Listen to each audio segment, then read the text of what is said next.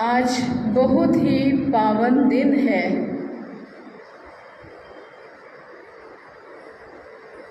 क्योंकि ये हमारे जीवन को उस राह पे ले जाता है जिस राह के लिए हमारा धरती पर पदार्पण हुआ है। आज जैसा जीवन हम जी रहे हैं, जिसे हम अपनी उपलब्धियों को मान रहे हैं, यही सब कुछ ही हमारा जीवन है। मकान, दुकान, व्यवसाय, नाते, रिश्ते, लेन देन, ये जीवन नहीं है। जीवन तो कुछ और है। सर्वप्रथम यहाँ पर मैं भाई मदन गोपाल जी का, सत्यम जी का और हमारी लाडो रानी पूजा का अभिनंदन करती हूँ, उसे प्यार करती हूँ, स्नेह देती हूँ। बहुत सुंदर भजन की सहस्त्र गंगा में उन्होंने हमें स्नान कराया है। भजन ईश्वर तक जाने का बहुत सरल माध्यम है। अगर हम सचमुच में भजन को आत्मसात कर लें तो उसमें एकाकार हो सकते हैं। क्योंकि ब्रह्मांड में जो कुछ भी है उसमें एक नाद है, स्वर है। अगर हम एकांगी हो जाएं तो उस अनहद को सुन सकते हैं। कभी अपने दोनों कानों पे उंगली कस के दबाइए, देखिए एक स्वर निरंतर चलता रहता है, जिसे अनहद का नाद कहते हैं। और ऊंचे ब्रह्मांड में जाओ तो ओम की ध्वनि निरंतर चलती है। भजन को भी उसी माध्यम से प्रकट किया गया है। अगर उसे हम आत्मसंगी होकर के एकाकार कर लें तो आत्मा से परमात्मा का मिलन हो जाता है। हम उन्हें हृदय से नमन करते हैं, प्रणाम करते हैं। आप सभी भक्तों को मैं सादर अभिनंदन करती हूँ, आप सबका स्वागत करती हूँ। भले आप हमारी चरण वंदना करते हैं, लेकिन मन से हम आपको प्रणाम करते हैं, क्योंकि हमारे गुरु महाराज ने सदा एक ही वाक्य को दोहराया है, गुरुता की गरुता का भार ढोए कौन, जन जन की चरण रज को मैं भाल तिलक जानता हूँ। ऐसे विलक्षण ईश्वर तुल्य मेरे तो ईश्वर ही हैं, उनकी मैं शिष्या हूँ। उन्होंने मुझे ऐसी मसाल दी है कि बस अब हर समय, हर पल, हर क्षण सिर्फ मेरे सनातन आराध्य ही, सनातन मेरे कृष्ण ही दिखते हैं। आप सब में भी वही विराजे हैं। मैं इसी रूप में आप सबको नमन करती हूँ। पूजा बेटी ने भजन सुनाया, गुरु चरण कमल बलिहारी। अगर गुरु के चरणों की, कमल की हम पूजा कर लें तो बलिहारी है, हमारे जीवन को कोई कष्ट ही नहीं है। सारे चीज़ों को हर लेते हैं वो। प्रेम से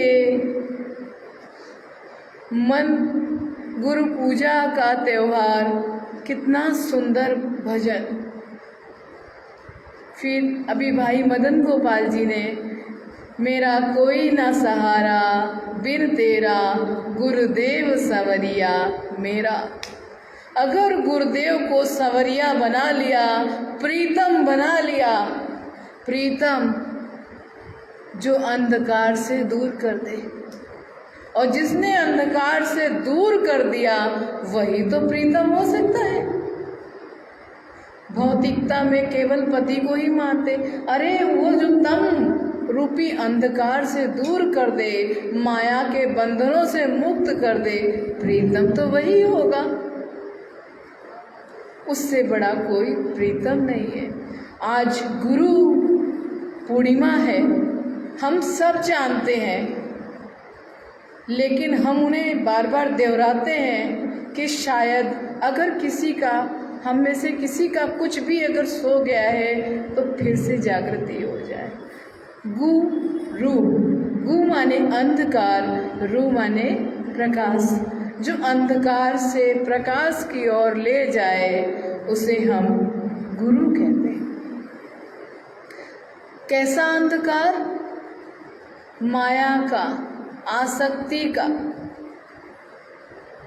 लिप्साओं का, मेरे तेरे का। इसको ऐसे समझ सकते हैं कि मैं मेरों की बेड़ियों को हम समझ नहीं सकते। घर में हम कहते हैं हम तो लिप्सा नहीं करते हैं, ऐसी हमारी कोई आसक्ति नहीं है। स्वामी जी का ही उदाहरण ले। सच बताइए, अभी ट्रेन में एक्सीडेंट हुए थे, 3 ट्रेनें आपस में लड़ी थी, कितने लोग आहत हुए, मर गए, लेकिन जिसका कोई था वही तो पीड़ित हुआ। क्या बाकी कोई भी फूट फूट के रोया? सबने संवेदना करी, प्रभु उनकी आत्मा को शांति देंगे, लेकिन जिसका बालक था मन तड़प तड़प के दिन रात उसी में लगा रहा।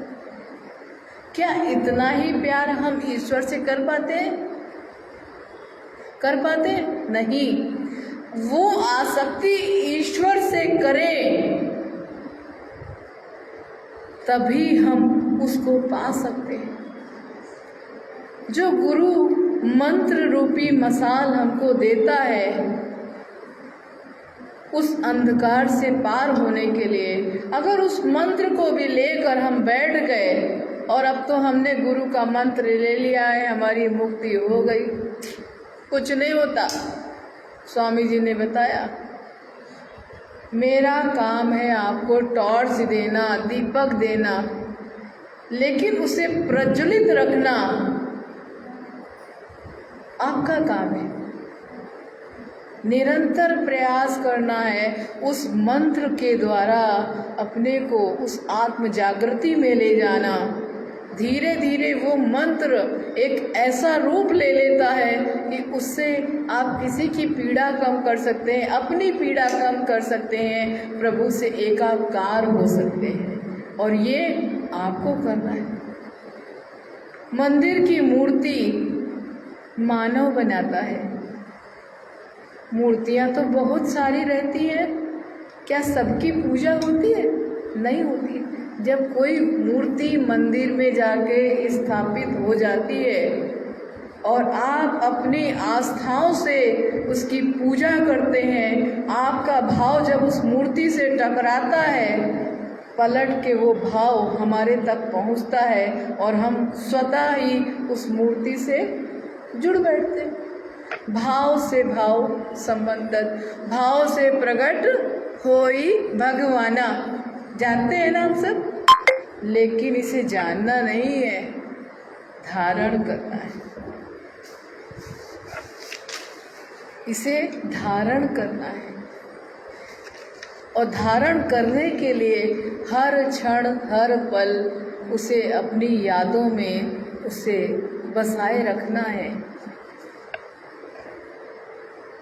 जहाँ प्रेम होता है वहीं सागर बहता है। ईश्वर से प्रेम करेंगे तो ईश्वर नाम की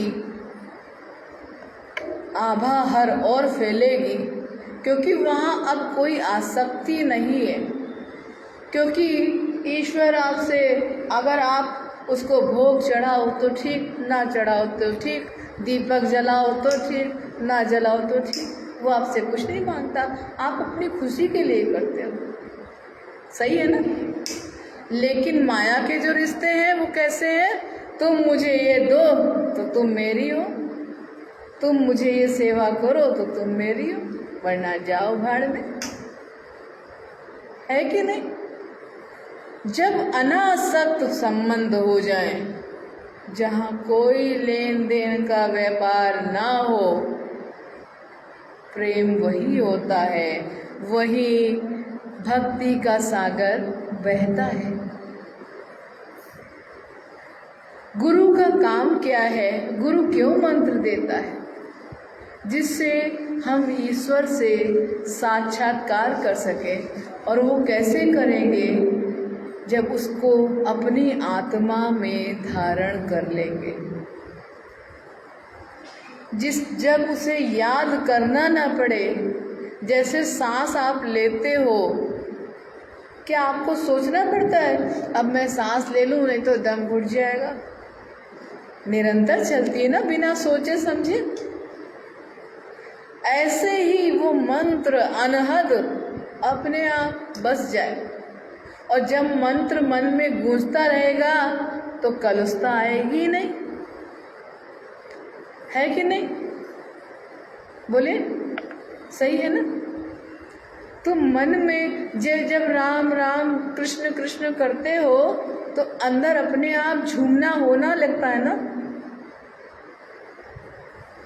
कीर्तन करते हो तो हाथ भी चलने लगते हैं, बदन भी झूमने लगते। और जब माया की आसक्ति बेड़ियों में लिपटते हो तो सर चेहरे पे भी भयानक आ जाती, कोमलता नहीं रहती जैसे ईश्वर के प्यार में रहती।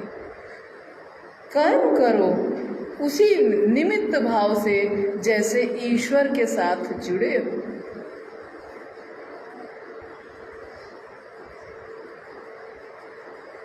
गुरु हमें वो दृष्टि देता है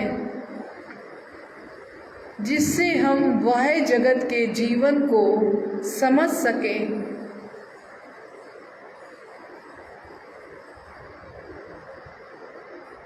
और गुरु को ईश्वर तुल्य माना गया है। आप सब रोज स्तुति गाते हैं, गुरु ब्रह्मा गुरु विष्णु गुरुदेवो महेश्वरा गुरु साक्षात परम ब्रह्म तस्मै श्री गुरुवे नमः। अखंड मंडलाकारं व्याप्तेन चराचरं तत्पदं दर्शितं तस्मै श्री गुरुवे नमः। सारे अखंड उसमें गुरु व्याप्त है। गुरु कोई नाम नहीं है, गुरु कोई व्यक्ति नहीं है। गुरु वो अनहद है जो कभी हटता ही नहीं है। गुरु वो प्रकाश है जो कभी अंधकार में नहीं जाता है, आपको जागृति ही देता है। जैसे आप अपने मंदिर को बहुत पवित्र रखते हैं,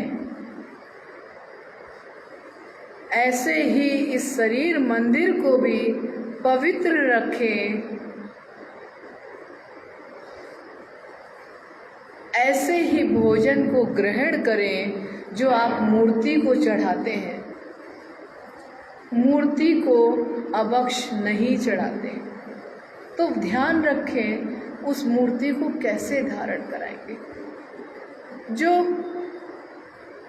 उन चीज़ों को ग्रहण कर रहे हैं वे धीरे धीरे अभ्यास के द्वारा निरंतर प्रयास करें तो जरूर छोड़ पाएंगे, है ना बेटी?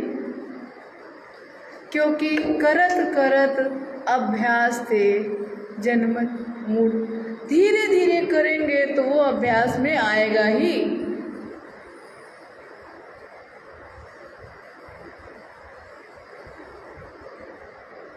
हर व्यक्ति के शरीर में वो प्रकाश रहता है, लेकिन हमारी बुद्धि वाह में भटक करके, लिप्साओं में भटक करके उसे प्रभावहीन कर देती है। अब कोई अगर आप भक्ति कर रहे हो, पूजा पाठ कर रहे हो, तो आपका चेहरा कितना कोमल सुंदर हो जाता है ना? मीरा जब भागवत कर रही थी तो कैसा था? खिला खिला खिला। और जब मायाओं की बेड़ियों में आओ तो कैसा होता है, थकान भी होती है। मंदिर में जाके पूरा मंदिर पोछा लगा दो, आनंद आएगा। घर में करना पड़े, ये क्यों नहीं कर रही, वो क्यों नहीं कर रही, आता है ना। तो घर को भी मंदिर बना दो, सब कुछ सहज हो जाएगा। ये केवल हमारे मन बुद्धि विचार की बात है। कोई भी चीज हमें सुख नहीं देती है, कोई भी चीज हमें दुख नहीं देती है। सुख और दुख हमारी आसक्ति, आतृप्ति, लिप्साएं देती है। एक चीज बताइए, आपको कोई चीज बहुत पसंद है, उदाहरण के लिए कोई भी मिठाई सोच लीजिए, कोई चीज बहुत, रसगुल्ला बहुत पसंद है, ठीक है। हमने आपको पहले एक रसगुल्ला खिलाया, आपको कैसा लगा, बहुत अच्छा ना। फिर हमने कहा बेटी एक और खा लो, खा लिया, चलो एक और खा लेते हैं, माँ कह रही है तो खा लेते हैं, स्वामी जी कह रहे तो मैंने कहा एक और खा लो, फिर भी आप संकोच के कारण खा लिए। अब मैं कह दूं ये थाल भर आपको खाने हैं, आखिर में थूकना शुरू कर दोगे, उल्टी करना शुरू कर दोगे। चीज वही है ना। जब तक एक सीमित मात्रा में है, आपको वस्त्र धारण करने हैं, तन ढक जाए, उसके बाद लिप्साएं खत्म। अलमारियां अलमारियां भरते जाएं, तिजोरियां, रहने के लिए मकान चाहिए, ठीक है, लेकिन आतृप्ति मत जगाओ, उसका कभी छोर ही नहीं है, वही विनाश की है। जो आज फुटपाथ पे सोते हैं वो एक झोपड़ी की चाहत रखते हैं, जो झोपड़ी में रहते हैं वो एक कमरे की तलाश करते हैं, फिर कमरे वाला है कोठी, फिर कोठी भी आने के बाद उसकी तृप्ति मिटती नहीं, और अंत में क्षण आता है वो मर जाता है। क्या कुछ ले जा सकता है? खाली हाथ आया था, खाली हाथ गया। और जिस चीज के लिए धरती पे वो आया था, जब वो माँ के गर्भ में था बच्चा, तब हर क्षण ईश्वर से प्रार्थना करता है कि प्रभु मैंने अपनी योनियों को बहुत व्यर्थ कर दिया था, अब ये मानव योनि मिल रही है, अब किल बार मैं इम्तिहान पास करूँगा।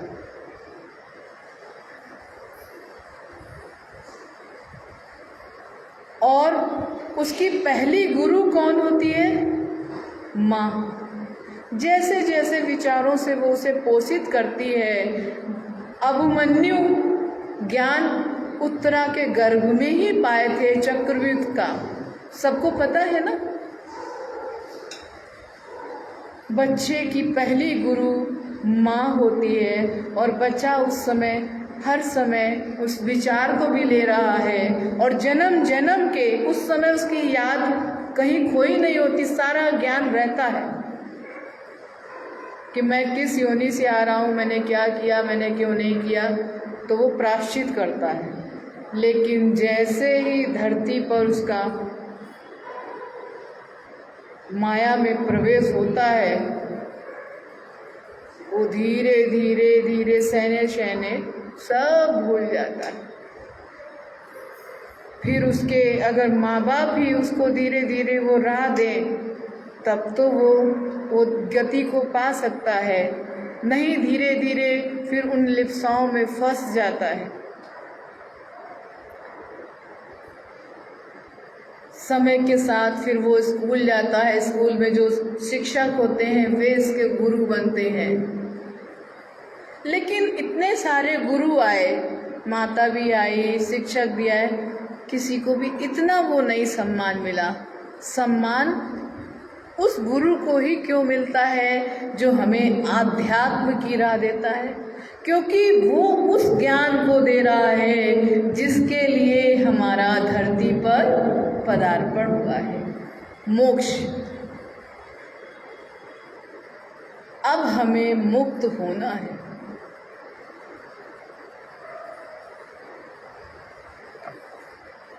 इसलिए आध्यात्म का जो ज्ञान देता है उस गुरु को हम लोग सबसे ज़्यादा मानते हैं और गुरु पूर्णिमा के पर्व के रूप में मानते हैं। गुरु पूर्णिमा पर्व कब से मनाया जाता है? मुझे लगता है शायद हम में से सबको पता है, लेकिन उन शब्दों को हमें लगता है दोहराना चाहिए। पहले कहते हैं, जो जाना है मैंने, मैं पढ़ी लिखी नहीं हूँ, ग्रंथ जानती नहीं हूँ, गुरु के मुख से जो सुने हैं उन्हीं को आपको दे रही हूँ। अज्ञानी हूँ लेकिन सौभाग्यशाली हूँ कि गुरु का संरक्षण मिला है और ऐसे कन्हैया का मिला है कि हमारा जीवन धन्य धन्य हो गया है।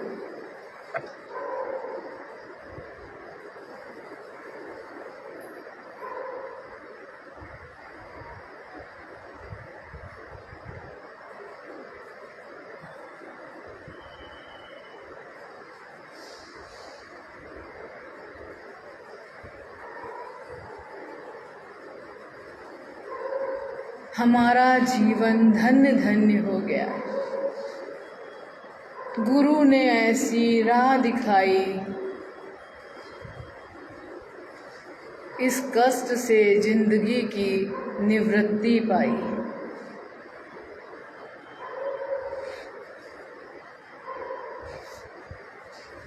गुरु ने अंतर राह दिखाई, अंता मौन अद्वैत में पाई, अनहद बांसुरी सांस समाई, श्रुति सनातन का शंकर पाई। यहाँ पर मैं एक छोटा सा आत्मगीत लेती हूँ। इसके द्वारा मैं उन वचनों को सही राह और दे पाऊँगी।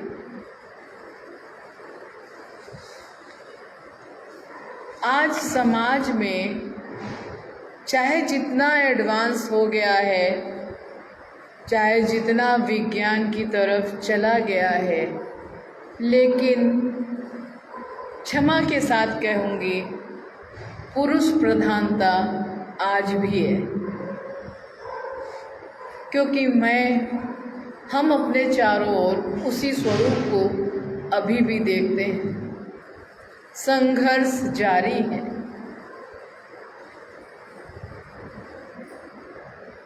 कई बार जाने अनजाने ऐसी बातों को सुन जाती हूँ जिससे मन बिलख बिलख जाता है, पर फिर अंतर में गुरु अपने प्यार से वो राह दिखाते हैं और मैं उस कष्ट से छुटकारा पा जाती हूँ। उस कन्हैया की दिखाई राह से अपने जीवन को धन्य कर पाती हूँ।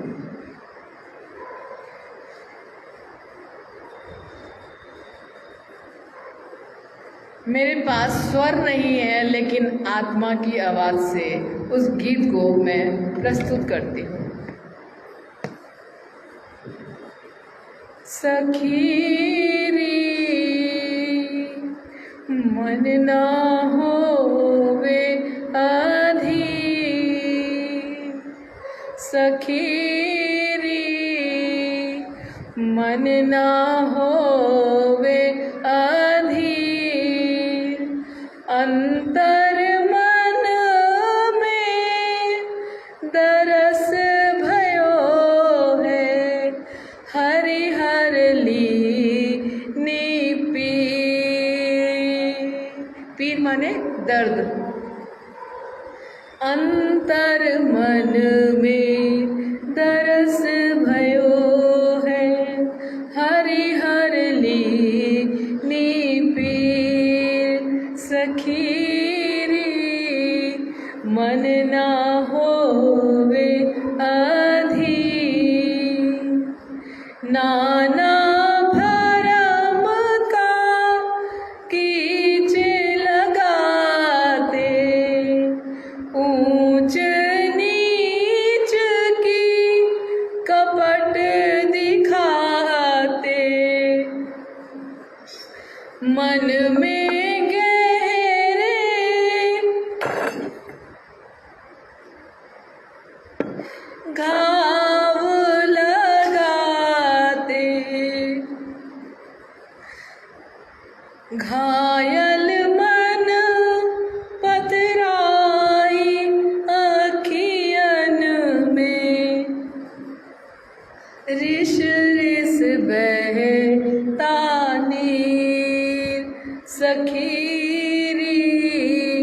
हरिहर लीनी पीर। जात पात है भेद कपट है, लिंग भेद में बसो जगत है। नारी आखिन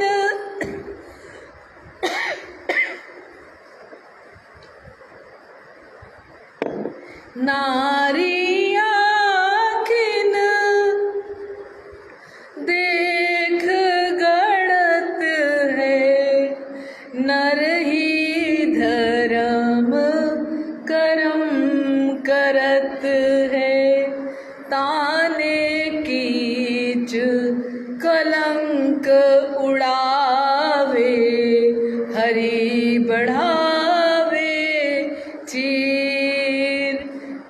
हरिहर लीनी पीर, हरिहर लीनी पीर। नाना संत पंथ बतलाते, उपमा दे दे कर समझाते। मंदिर तीरथ की राह दिखाते, माया जगत की कीच दिखाते। कुटिल जगत के कीच लगावे, चलावे पैने तीर, चलावे पैने तीर। हरिहर लीनी पीर, हरिहर लीनी पीर। गुरु ने अंतर राह दिखाई, अंतः मौन अद्वैत में पाई। अनहद बांसुरी सांस समाई, श्रुति सनातन का संग पाई।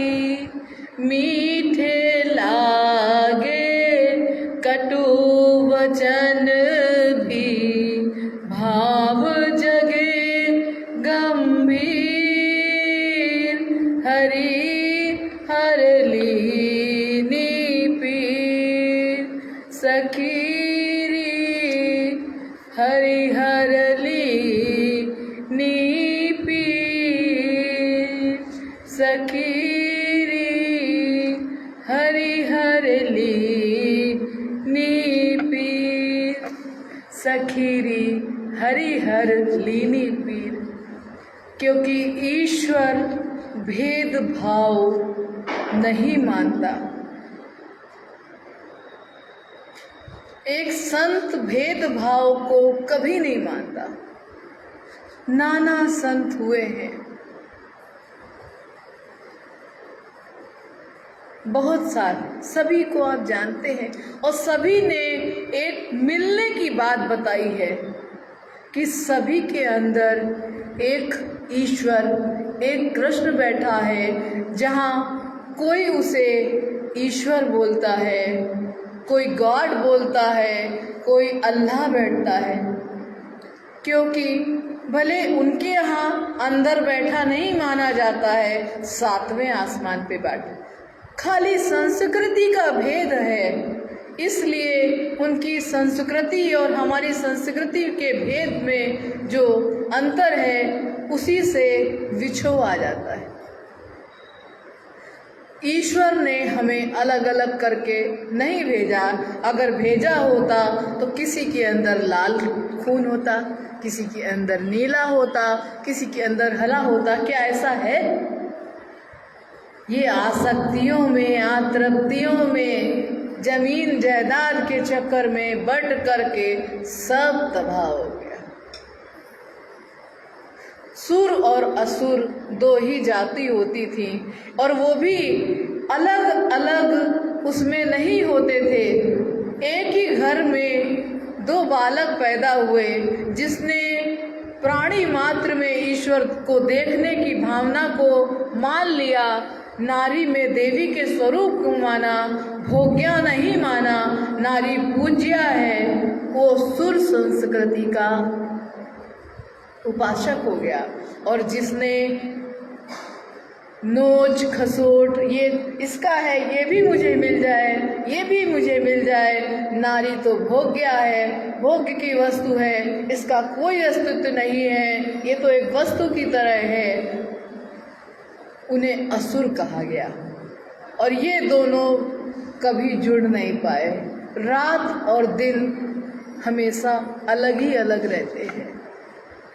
दिन के बाद रात आता है, रात के बाद दिन आता है। ये संघर्ष यूं ही चलता रहता है। अगर रात नहीं होगी तो दिन कैसे जानेंगे, और दिन नहीं होगा तो रात की पहचान क्या होगी। लेकिन कोई भी,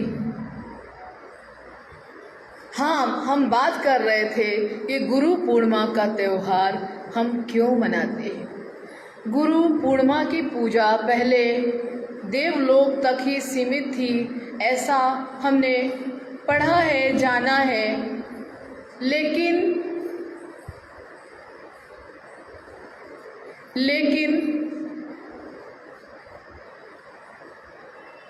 ऋषि पराशर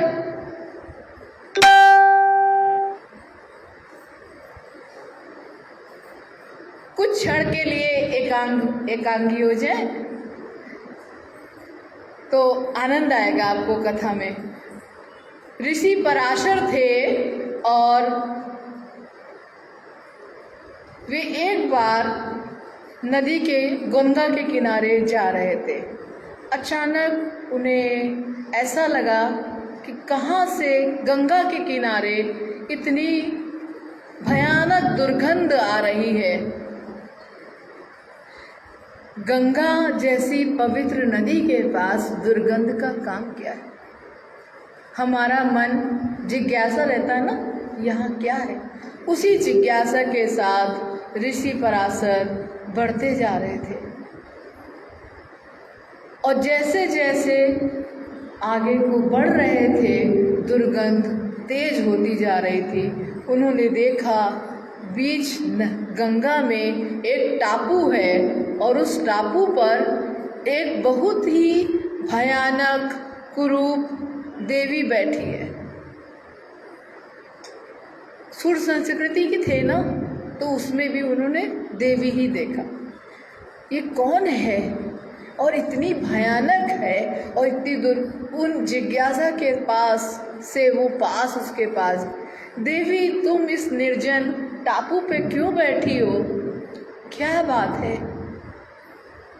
बोली, पहले मैं एक बहुत सुंदर अप्सरा थी, लेकिन अपने कृत्यों के द्वारा मैं अभिशप्त हो गई, और मुझे अश्वनी कुमारों ने मुझे श्रापित कर दिया और मुझे योजन गंधा का स्वरूप दे दिया।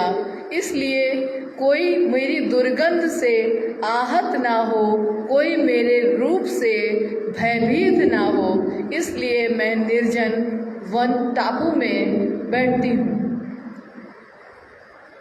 उन्होंने, ऋषि पराशर ने संबोधित किया, देवी हमारा अनायास इस ओर आना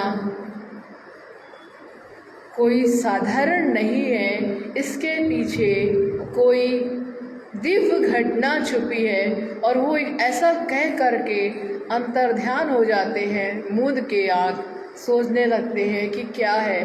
तो वो देखते हैं एक विलक्षण घटना को, और वे बताते हैं अभी इस निर्जन टापू पर एक काला आवरण आएगा और मैं तुम्हारे साथ गंधर्व का विवाह करूँगा और हम दोनों के दाम्पत्य से एक पुत्र का जन्म होगा। वो सहम जाती है एकदम से, अरे जो दुर्गंध से भी लोग भाग जा रहे हैं, ये मेरे पास आकर के कैसी, वो उनके चरणों में गिरने लगती है, लेकिन सहमती है कि इतने पावन पवित्र, और वो वहीं से उन्हें प्रणाम करती है। प्रभु ये कैसी। फिर उसे अचानक याद आता है कि जब वे उसे श्रापित कर रहे थे तो उन्होंने बताया था कि महाविष्णु जब एक युग में पराशर ऋषि का अवतरण रूप में आएंगे और जैसे ही तुम उनके चरणों को छुओगी तुम सुगंधा हो जाओगी, तुम्हारा रूप पवित्र हो जाएगा। तो मुझे लगता है हे प्रभु आप मेरे उद्धार के लिए आए हैं। तो वे कहते हैं, जैसे ही उनके चरण छू तो वो कहते हैं देवी जल में अपना स्वरूप देखो। वो डर रही है कि क्या देखूं, इसमें कुछ देखने वाला तो है ही नहीं, लेकिन बार बार उनके कहने से कथा संक्षेप में ले रहे हैं। उस जल को देखती है, बहुत सुंदर रूप सी कन्या जिसकी से कांतियां निकल रही हैं और जो गंध थी वो सुगंध में परिवर्तित हो गई है। वो बार बार उसके आंखों से अश्रुओं की धारा बहे जा रही है और बारंबार उनके चरणों में गिरकर प्रणाम किए जा रही है। अचानक सहम कर बोलती है कि देव अभी आपने बोला है आप मेरा वरण करेंगे और यहाँ मेरी संतान प्रकट होगी, तो ये बताइए चाहिए चारों ओर से खुला है, कैसे हम दाम्पत्य धर्म को धारण करेंगे। बोले उसकी चिंता मत करो देवी, अभी मेरी माया से एक काला आवरण आएगा जिसे सब कोई देखता हुआ देख नहीं पाएगा, जानता हुआ जान नहीं पाएगा, सुनता हुआ सुन नहीं पाएगा। और वे फिर उस क्रियाओं को धारण करते हैं और फिर अचानक ये सब दृश्य समाप्त हो जाता है और एक नवजात शिशु प्रकट होता है जिसका नाम होता है कृष्ण द्वैपायन, क्योंकि दीप में प्रकट हुआ है ना, कृष्ण धन दीप धन अयन, तो उसका नाम रखा गया कृष्ण द्वैपायन।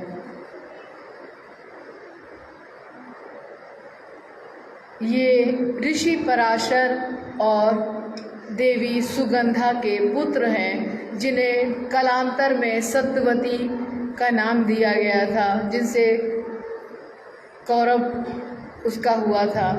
हम लोग बहुत लंबी नहीं, समय हमारे सीमित हैं, तो उन्हीं का नाम बाद में वेद व्यास पड़ा और सारे दिव्य ग्रंथों की उन्होंने रचना करी। ये सब हम जानते हैं क्योंकि भागवत का श्रवण हम बारंबार करते आए हैं। फिर उन्होंने गणपति का आवाहन किया, उन्होंने सब लिखा।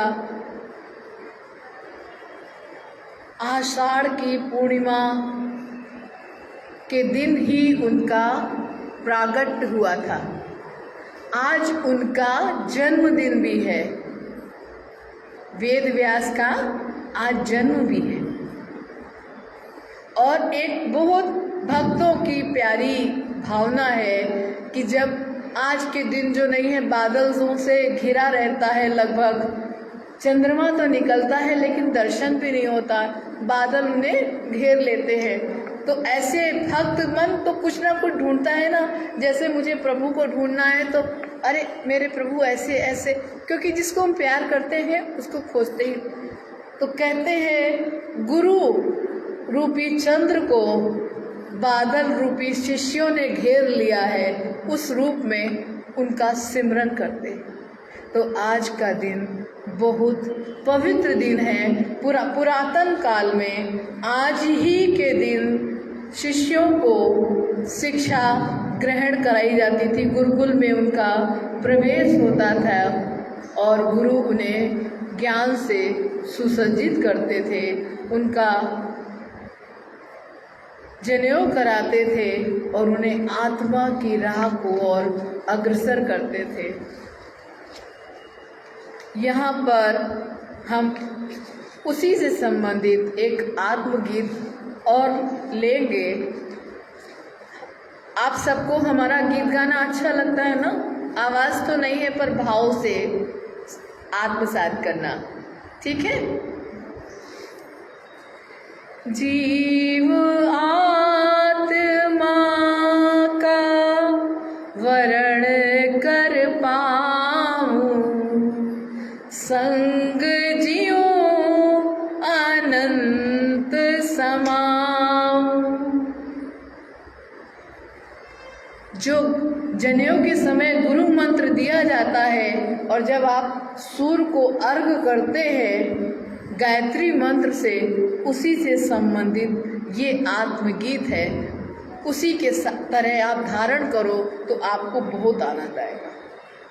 जीव आत्मा का वरण कर पाऊं, संग जियो अनंत समाऊं। तत्सवितुर वरण है प्यारा, मंत्र गायत्री जीवन धारा।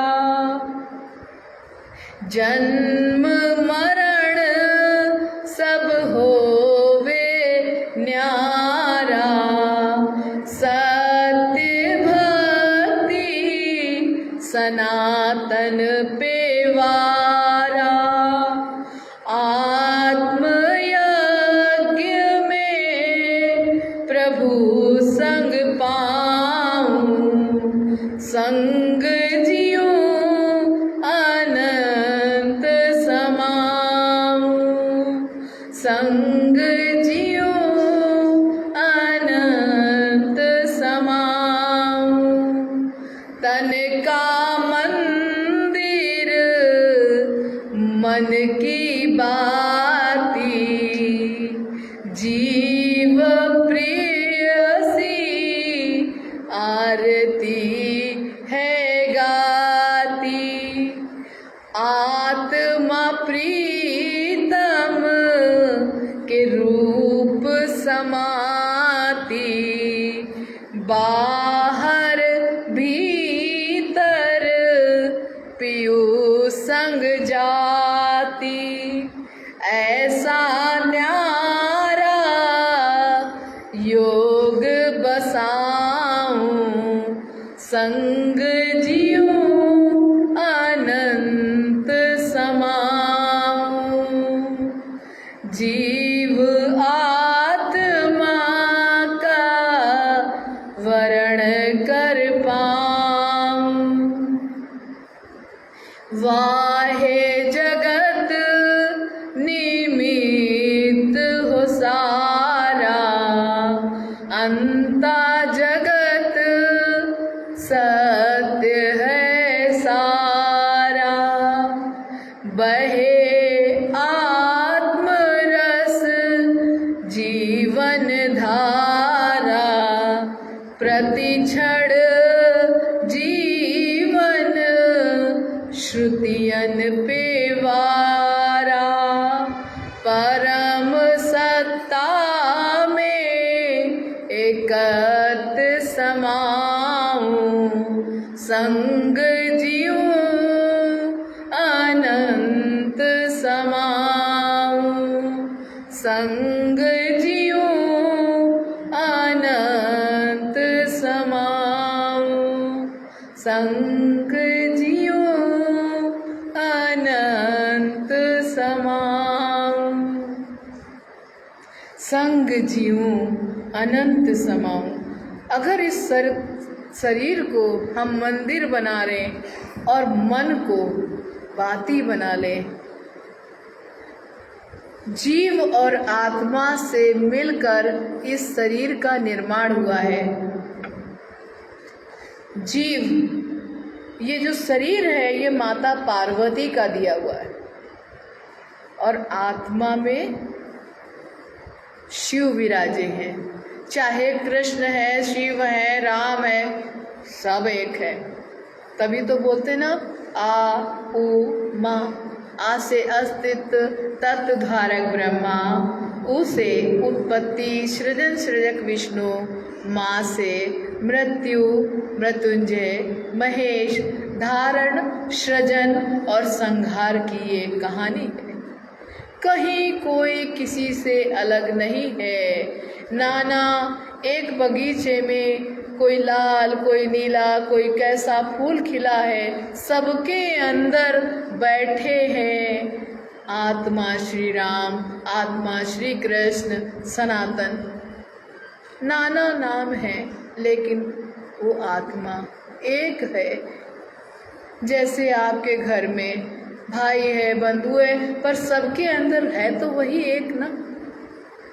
और गुरु के स्थान में भी उसी को गुरु माना गया है। 3 गुरुओं का नाम सर्वोपरि लिया गया है। कौन?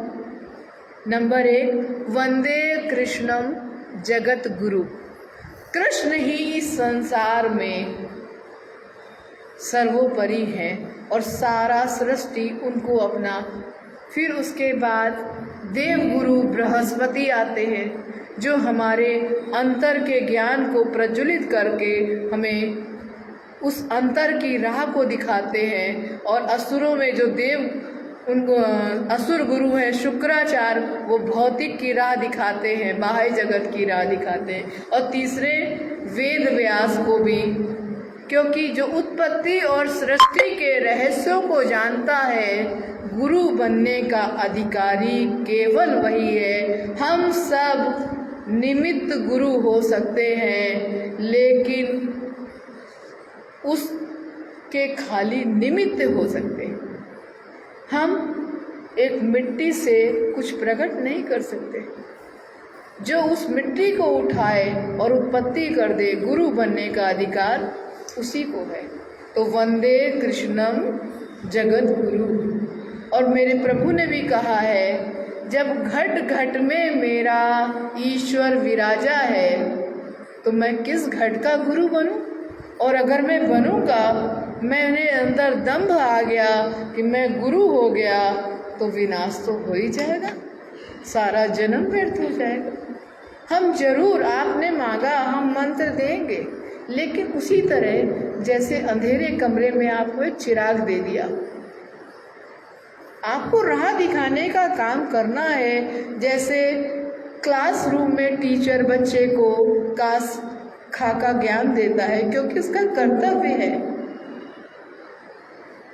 आजकल एक बहुत आते हैं, वो कहते हैं, जिसने अपने आप को पूर्णता का स्वरूप मान लिया कि मुझे अब सब आ गया, अब तो मैं ज्ञानी हो गया, वही सर्वनाश की ओर। हमेशा विद्यार्थी रहे, हमें हमेशा पढ़ना है, हमें जानना है, ये जिज्ञासा रखें। कभी कोई पूर्ण नहीं होता, ईश्वर के अलावा कोई पूर्ण नहीं है, केवल ईश्वर ही पूर्ण है। बस एक आत्मगीत के द्वारा इस सत्संग को समापन करूंगी, क्योंकि समय अपनी मर्यादा के करीब जा रहा है। इस गीत के साथ मैं अपने आराध्य, अपने परमेश्वर, जो मेरे आधार हैं, मेरे स्वरूप के दाता हैं, जिन्होंने मुझे राह दिखाई है, जिन्होंने मेरा वरण किया है, तत्सवितुर्वरेण्यम, मेरे कृष्ण हैं, उनको मैं साष्टांग नमन करती हूँ। उन्हीं के निमित्त हो करके मैं आपको जो भी कुछ बोल रही हूँ, वो सब कुछ मेरे परमेश्वर का है। ये श्रुति कुछ नहीं है जब तक सनातन श्रुति ना हो। मेरा नाम इसीलिए स्वामी जी ने तो स्वामी का तखल्लुस, स्वामी सनातन श्रुति है। मुझे कोई श्रुति कहता है तो मुझे बहुत बुरा, मैं सनातन श्रुति हूँ।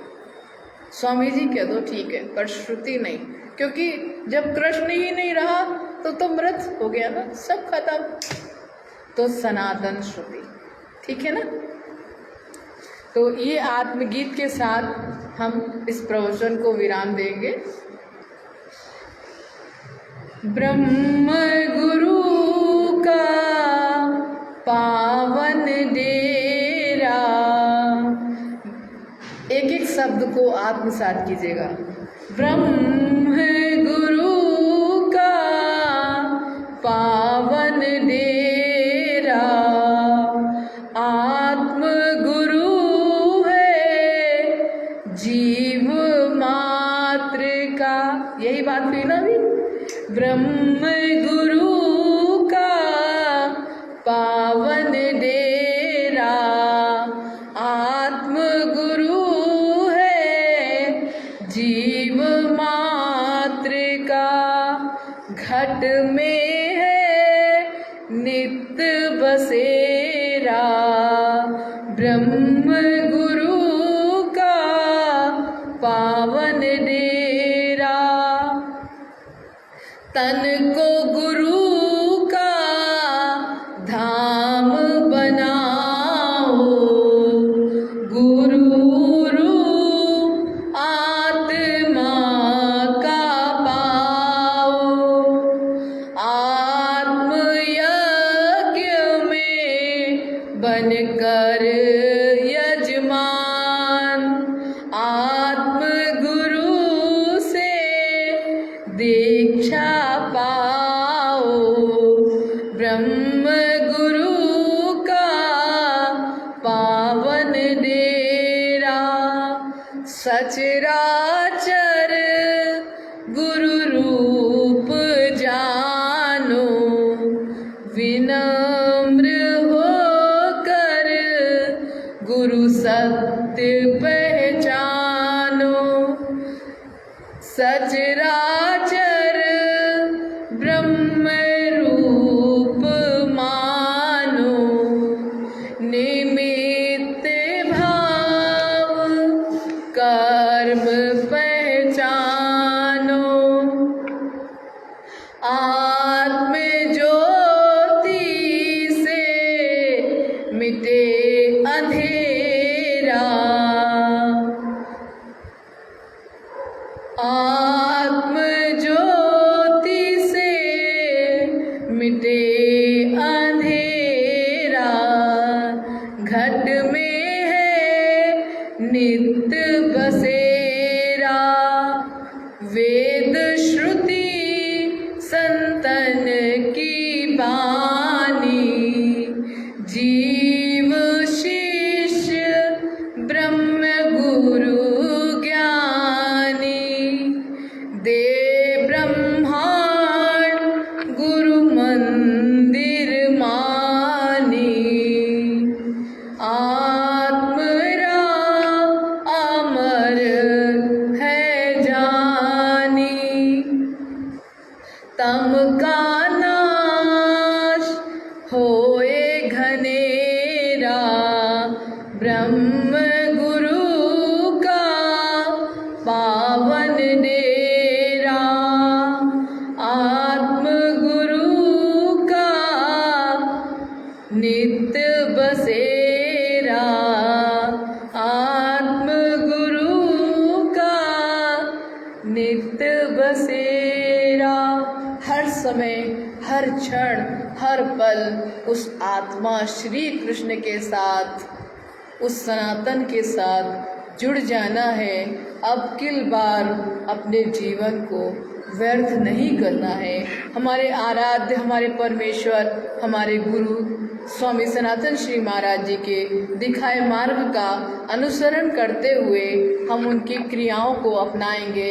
यथा पलथी जैसा चबूतरा, धड़ के जैसा गोल कमरा, सिर के जैसा गुंबद, जटाओं के जूड़े सा कलश, आत्मा जैसी मूरत, जीव रूप आप सब, हम सब पुजारी अपने अपने नेत्रों को झुका दीजिए और उस आत्मा श्री कृष्ण के साथ, आत्मा श्री राम के साथ जुड़ जाइए, कुछ क्षण अपने करीब हो जाइए। ओम सनातनाय नमो नमः।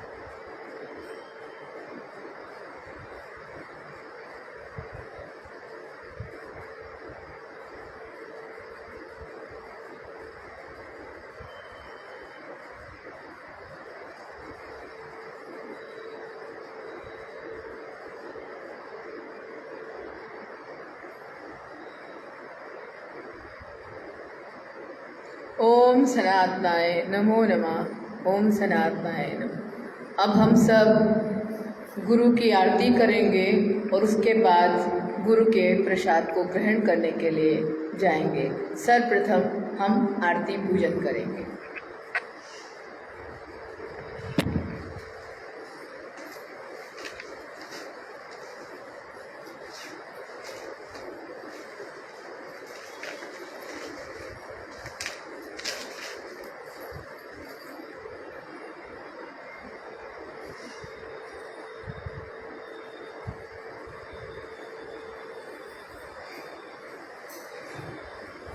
कुसुम। ओम सनातनाय नमो नमः।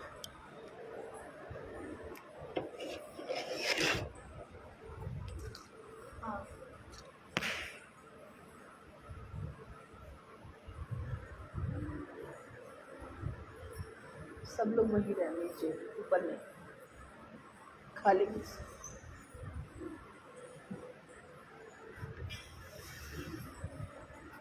इसको पकड़ के रिकॉर्डिंग उधर से करना।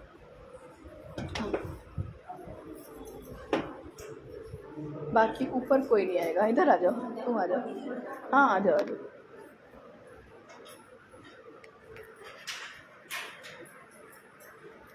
ऐसे करना कि स्वामी जी, और इस एंगल से करना।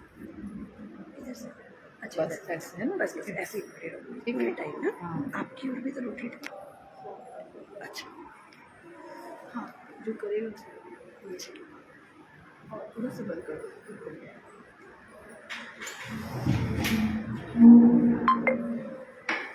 नीरज पंखा बंद करो बाहर का बेटा।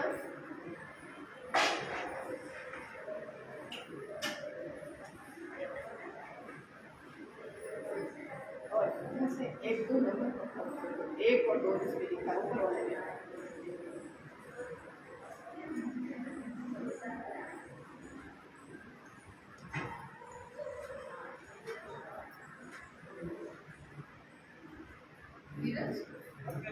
मेरा वाला माइक ऑन रखना है।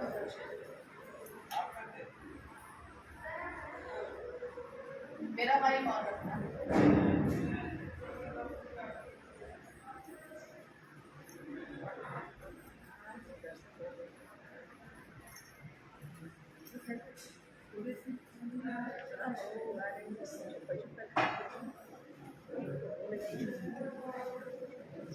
आज मंडी उसमें भी नहीं का आज बड़ी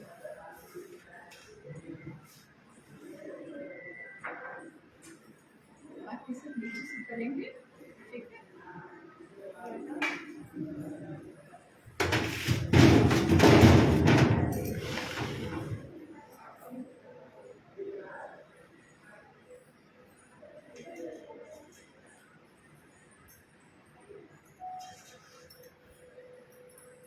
त्वमेव मां